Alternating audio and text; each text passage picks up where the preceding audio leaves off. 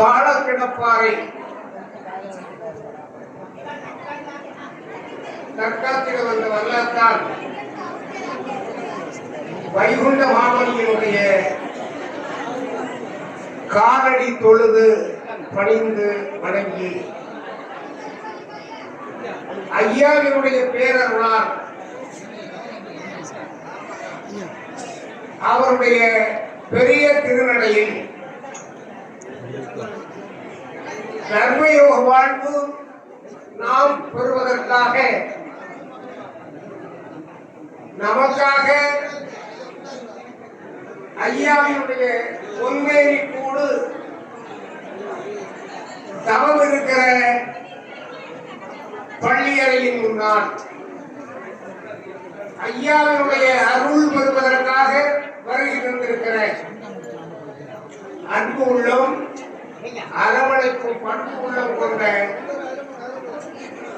ஐயாவுடைய பெரியோர்களையும் தாய்மார்களுக்கும் வணக்கங்களையும் வாழ்த்துக்களையும் தெரிவிப்பதிலே மட்டற்ற மகிழ்ச்சி அடைகிறேன். நாம் நம்மை அறிந்து கொள்ள வேண்டும். எத்தனையோ ஆலயங்கள் இந்த உலகத்தில் இருக்கிறது, எத்தனையோ வழிபாட்டு முறைகள் இந்த உலகத்திலே இருக்கிறது. அப்படி இருக்கிற போது ஏன் இந்த வழிபாடு? எதற்காக இந்த நடைமுறை? நாம் எண்ணி பார்ப்போமேயானால் இருந்த ஆலயங்கள் எல்லாம் நம்மை மனிதனாக மதிக்கவில்லை. அந்த ஆண்டவர்கள் எல்லாம் நமக்கு அருளை பெறுவதற்கு உள்ளே அழைக்கவில்லை. மனித உரிமைகள் எல்லாம் மறுக்கப்பட்டிருந்தது. அந்த காலகட்டத்தில் தான் 1008 மாசி 20 ஐயா வைகுண்டராக நமக்காக கடவுளாக உதயமாகி வந்ததற்கு பின்னர் தான் இந்த வழிபாடு நடைமுறையிலே நமக்கு வந்திருக்கிறது. இந்த வழிபாடு வந்ததற்கு பின்னால் தான் நமக்கான ஆலயம் நமக்கு கிடைத்திருக்கிறது. தலைமைப்பதி முதல் தாமரைகள் வரை, தலைமைப்பதி, அம்பலப்பதி, முட்டப்பதி, தாமரைக்குளம் பதி, பூப்பதி உள்ளிட்ட பதிகளோடு ஐயா கால்நாட்டி கொடுத்த திருநாள் தாங்குகிறேன். மக்கள் தாங்களாகவே கால்நாட்டி நடத்துகிற தாங்குகிறேன். ஆர்வம், ஆசை என் பேரால் நாட்டில் இருக்கிற தாங்கல்களை பார்க்கிற போது மகிழ்வுகிறேன் என்று ஐயா அகில வாசகத்திலே சொன்னாலும், பதி என்று சொல்லுகிற போது பெருமை, அந்த பெருமை நமக்கு இருக்க வேண்டும் என்று பதிகளாக அமைத்துக் கொண்டாலும் சரி, எல்லா இடங்களிலும் நடைபெறுகிற வழிபாடு ஒரே நடைமுறை தான். இந்த நடைமுறை எதற்காக வந்தது? ஏன் இந்த வழிபாடு என்கிற கேள்வியை எழுப்பினோமே ஆனால் தான் மனிதனை பிரித்து வைத்து சமநிலை இல்லாமல் இவன் உயர்ந்தவன் இவன் தாழ்ந்தவன் என்கிற நிலை உருவாக்கி அதன் மூலமாக உள்ள அடிச்சாட்டங்களை எல்லாம் ஆண்டவன் பேராலே நடத்தி வைக்கப்பட்டு கொடுமையில் கோலோச்சிய போதுதான் ஐயா வைகுண்டர் நமக்கு கடவுளாக வருகிறார். அப்படி கடவுளாக வந்ததற்கு பின்னால் ஐயா ஒரு புதிய முறையை, எளிய முறையை, எல்லோருக்கும் சமமும் சமத்துவமும் தருகிற நடைமுறையை தந்து,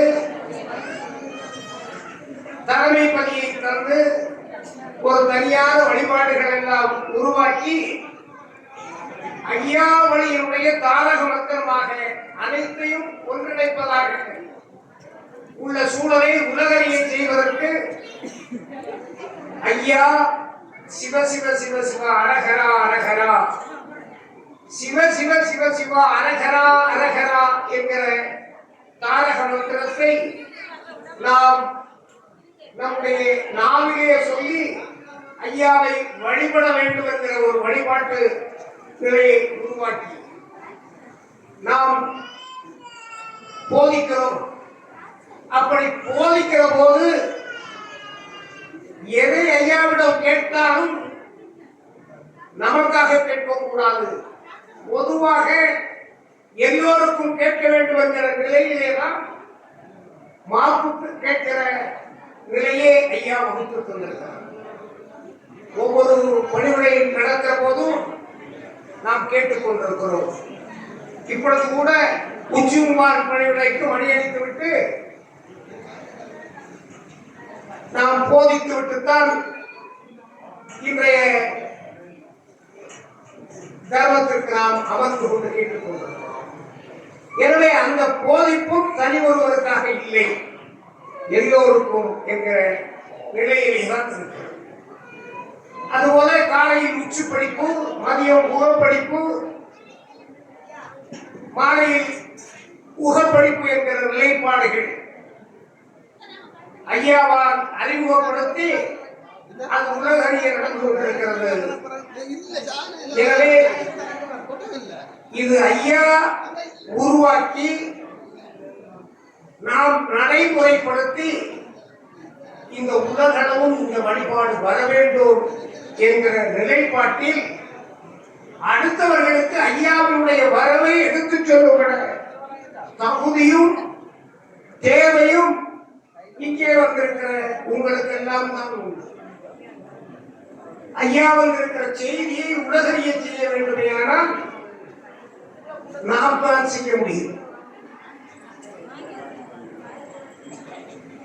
எனவே அப்படி நாம் செய்வதற்கு நம்முடைய அடையாளங்களை எப்பொழுதும் நாம் தக்க வைத்துக் கொள்ள வேண்டும். ஐயா நமக்கு மிக சிறப்பான அறிவுரையை தந்திருக்கிறார். என் பேரால் முத்திரிகள் இடுவோரே நன்றாகும். நம்ம நல்லது நமக்கு கிடைக்க வேண்டுமையானால் ரொம்ப இலகுவான ஒரு கடமை. ஐயாவுடைய பெயரால் நம்முடைய நெற்றியிலே திருநாமம் எப்பொழுதும் இறங்கிக் கொண்டிருக்க வேண்டும். அதற்காகத்தான் ஐயாவை ஆணித்தரமாக தெளிவாக என் பெயரால் முத்திரிகள் இட்டோரே நன்றாகும் என்று சொல்லுகிறார்.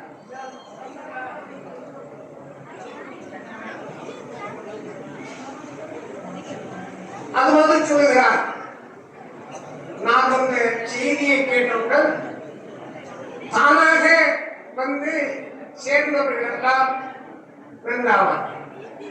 ஐயாவுடைய வருகையை அறிந்து வந்திருக்கிறீர்கள்.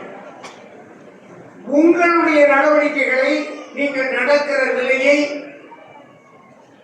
தெரிவிப்பதாக இருந்தாலும் தாங்கல்களாக இருந்தாலும் அங்கே நடக்கிற பணிவிடைகளை பார்க்கிறவர்கள் தான் இதை பார்த்து இதனுடைய தன்மையை அறிந்து இந்த உலகம் தர்மயுக வாழ்வு வருவதற்கு ஒரு தனியான கட்டமைப்பை, தனியான செய்தியை இந்த உலகம் அன்பு குடைக்குள் ஐயாவினுடைய வைகுண்ட ராஜ்யத்துக்குள் வர வேண்டுமானால் நாம் அன்பால் அனைவரையும் அரவணைக்க வேண்டும்.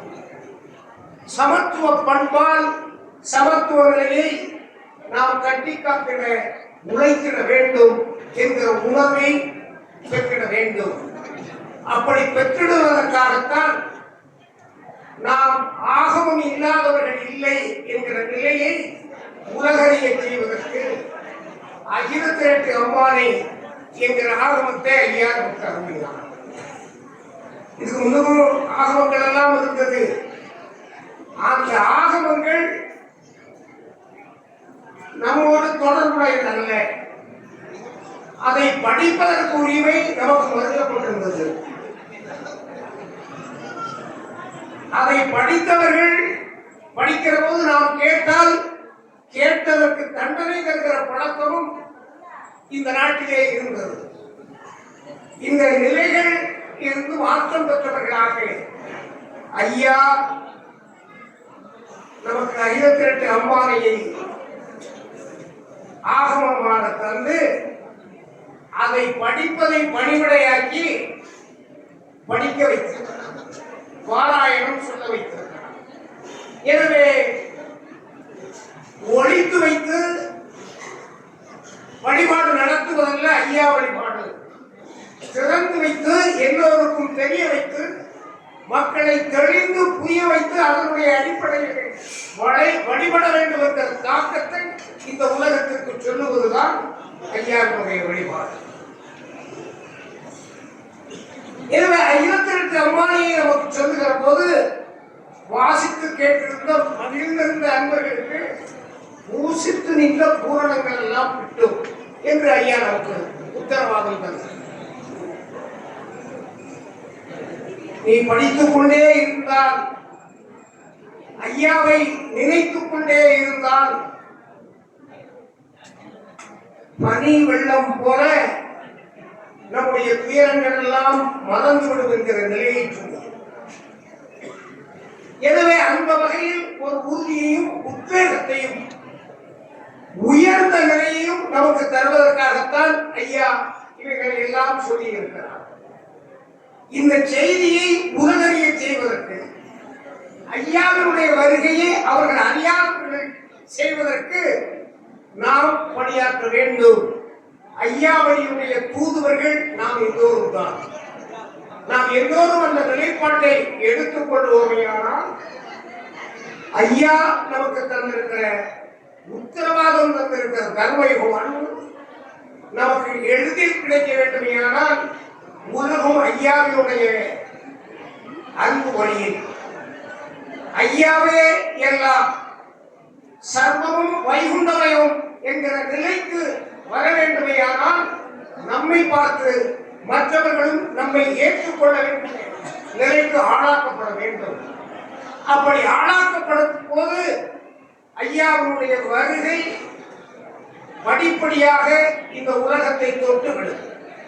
அப்படி தொடுவதற்கு தொடர் முயற்சியை நாம் எடுக்க வேண்டும் என்பதற்காகத்தான் இவற்றையெல்லாம் நாம் எடுத்துச் சொல்லி வருகிறோம்.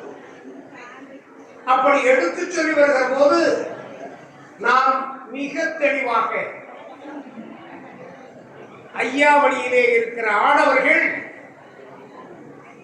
பதிக்குள்ளோ தாங்கல்களுக்குள்ளோ வழிபட வரக்கூடிய நேரத்தில் தலையிலே தலைப்பாகை அணிந்துவிட்டு நாம் தலை நிமிர்ந்து வர வேண்டும். அதைத்தான் ஐயா விரும்பினார். அதற்காகத்தான் இந்த நடைமுறையை நமக்கு தந்திருக்கிறார். எதற்காக தலைப்பாகை கட்ட வேண்டும்? எண்ணி பார்த்தால் தோளையே துண்டு போடுகிற உரிமை நமக்கு மறுக்கப்பட்டுள்ளது. முட்டுக்கு கீழே முழுவேட்டி கட்டுகிற நிலைமை நமக்கு மறுக்கப்பட்டுள்ளது. அப்படிப்பட்ட காலத்தில் நான் யாரென்றால் உன்னுடைய தகப்பன், நீ என்னுடைய மகன். என்னிடம் வருகிற போது நீ தலை நிமிர்ந்து வர வேண்டும், நீ எவருக்கும் அடிமை இல்லை என்பதை காட்டுவதற்காகத்தான் அடிமைத்தனத்தினுடைய அடையாளமாக இடுப்பிலே தோற்சீவியை கட்டுகிற பணியை மாற்றி தலையிலே தலைப்பாகை கட்டி தலை நிமிர்ந்த மகனாக என் முன்னால் வா என்று ஐயா இந்த நடைமுறையை நமக்கு கடைபிடித்து தந்தார். தீண்டாமை என்பது தொடுகிற போது வந்தது. அதற்காகத்தான் நம்மை அனுமதிக்கவில்லை ஆலயங்களுக்குள்ளே. பல இடங்களில் தொட்டால் தீட்டு என்பது இன்றளவும் இருந்து கொண்டிருக்கிறது. பல்வேறு முயற்சிகளுக்கு பின்னாலும் மறைமுகமாக நடந்து கொண்டிருக்கிறது. ஆனால் கன்னியாகுமரி மாவட்டத்தில் மட்டும் பார்த்தால் தீட்டு என்கிற ஒரு நடைமுறையும் ஆதிக்கம் செலுத்தக்கூடியவர்கள் வருகிற போது அதற்கு முன்னால் ஒருவர் மணியடித்துக் கொண்டு வருவார். அப்படிப்பட்ட மணி சத்தத்தை கேட்கிற போது அவர் வருகிறார், ஒதுங்கிக் கொள்ள வேண்டும் என்று. அவருடைய கண் பார்வைக்கப்படாமல் நாம் ஒதுங்க வேண்டும். அதைத்தான் பார்த்தால் தீட்டு என்று வகைப்படுத்தினார்கள். அந்த தீட்டுக்களை எல்லாம் அப்புறப்படுத்துவதற்காகத்தான் ஐயா தொட்டு நாம் விடுகிற ஒரு நிலைப்பாடை தந்திருக்கிறார். எனவே பதிகளிலோ தாங்கல்களிலோ பணிவிடை பார்ப்பவர்கள் வழிபட வந்தவர்களுக்கு தொட்டு நாமம் விட வேண்டும் என்பதை நம்முடைய கட்டாய கடமையாக நாம் எடுத்துக்கொள்ள வேண்டும். அதிலே மறைந்திருக்கிற சூட்சமும் தொட்டால் தீட்டு என்பது ஐயா வழிக்குள்ளே கிடையாது. அது உலகத்துக்கு வருவதற்கு நாம் தொட்டு நாமம் விடுகிற நிலையை சொல்ல வேண்டும். அதுபோல நமக்குள்ளே ஒரு மிக உன்னதமான பழக்கம் இருக்கிறது. ஒரு நாமம் விட்டவரை நாம் எதிரே போகிற போது பார்ப்போமேயானால் அதை பார்த்து ஐயா உண்டு என்று நாம் உடனடியாக சொல்லிவிடுவோம். அவர் அறிமுகமானவரோ அறிமுகம் ஆகாதவரோ அதை பற்றி கவலைப்பட மாட்டோம். ஒருவரை பார்த்தால் ஐயா உண்டு என்று நாம் சொல்லுவோம். இந்த ஐயா உண்டு என்று சொல்லுவது சமத்துவத்தினுடைய அடையாளம் மட்டுமல்ல. நாம் எதிரே பார்ப்பது நம்முடைய ஐயா தான். நாம் ஐயா வைகுண்டராக வர வேண்டும். அந்த தகுதிக்கு நம்மை உயர்த்திக் கொள்ள வேண்டும். அப்படி உயர்த்துகிற நிலை வருகிற போதுதான் நாம் ஒரு சுய உரிமை உள்ளவர்களாக வர முடியும். அப்படி வருவதற்கு நாம் இந்த நிலைப்பாடுகளை எடுத்து சொல்ல வேண்டும். நாம் இருக்கிற பழக்கம் இதற்காகத்தான் வந்தது. தீண்டாமையை அப்புறப்படுத்துவதற்காகத்தான் இந்த பழக்கம் வந்தது என்பதை எடுத்து சொல்வது நம்முடைய கட்டாய கடமை என்பதையும் நான் உங்களுக்கெல்லாம் எடுத்து சொல்வதற்கு கடமைப்பட்டிருக்கிறேன். எனவே ஐயா வழிபாட்டை பொறுத்தவரையில் நாம் பல்வேறு நிலைகளிலே நாம் இந்த வழிபாட்டினுடைய நிலைமைகளை இந்த உலகத்திற்கு எடுத்து சொல்லி வரும் என்பதையும் சொல்ல வேண்டும். உங்களுடைய மனதுக்குள்ளேதான் இறைவன் இருக்கிறார். ஐயாவுடைய திருநடைக்கு நாடார் மகாஜன சங்கத்தினுடைய பொதுச் செயலாளர் போற்றுதலுக்குரிய ஐயா கரிகோல் ராஜ் அவர்கள் வருகை தந்திருக்கிறார்கள். அவர்களையும் அவர்களோடு வந்திருப்பவர்களையும் வருக வருகையில வரவேற்கப்படுகிறோம். எனவே நாம் நம்முடைய இந்த நிலைப்பாட்டிலே தவறாமல் நம்முடைய கடமையை எடுத்து சொல்ல வேண்டும் என்று அன்போடு கேட்டுக்கொள்கிறேன்.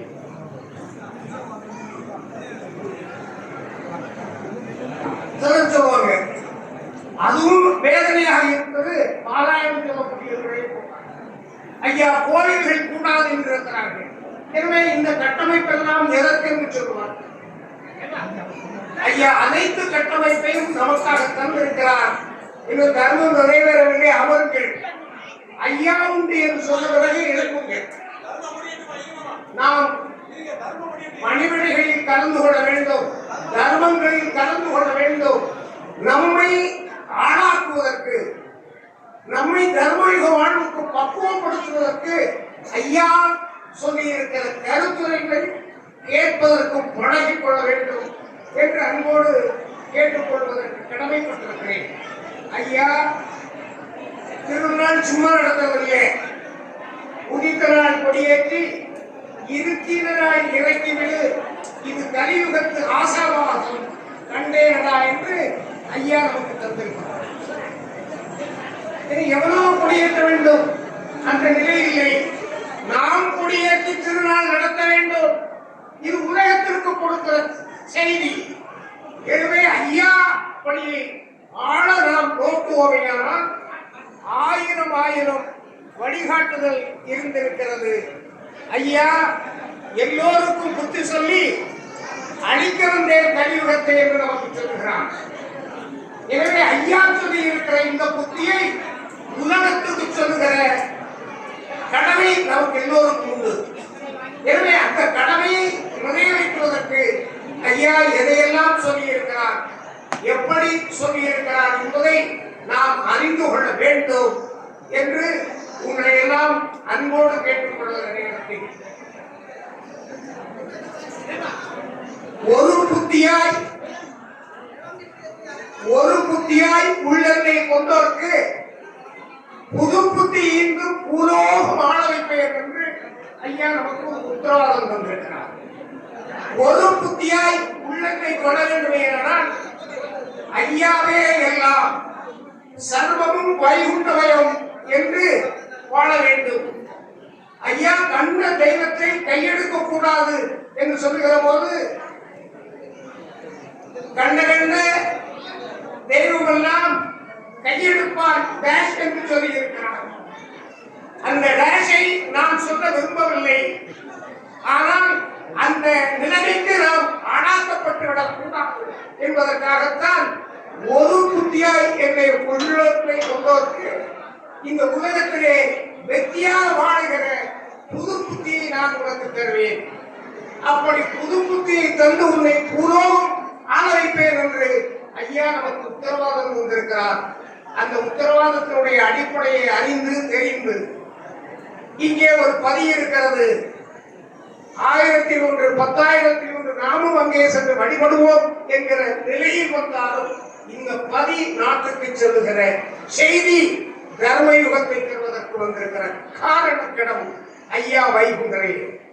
அவரால் தான் தர்மயுக வாழ்வு தர முடியும். அதற்காக உதித்து வந்த கடவுள் ஐயா வைகுண்டர். இவர் காரண கடவுள். இந்த கடவுளுடைய வழியிலே நடப்போம், தர்மயுக வாழ்வு பெறுவோம் என்கிற உறுதியோடு நடப்பதற்கு இந்த 10ஆம் திருநாளில் உச்சிப்படிப்பு நிறைவேறியதற்கு பிறகு ஐயாவுடைய திருநடையிலே இருக்கிற அன்பர்கள் தங்களுடைய இதயத்திலே உறுதி எடுத்துக் கொள்ள வேண்டும் என்று உங்களுடைய காரணங்களை தொட்டு வணங்கி கேட்டுக்கொண்டு ஐயாவுடைய திருநடைக்கு ஐயாவின் அருள் பெற வேண்டி வந்திருக்கிற அன்பர்கள் எல்லாம் அவர்கள் இல்லம் சென்றுகிற போது அவர்களை நினைத்ததையெல்லாம் நிறைவேற்றி தாருங்கள். ஐயா வைகுண்டா என் உங்களுடைய பொன் அடிகளை பணிந்து வணங்கி வாழிய வாழ்த்துக்கள். ஐயா.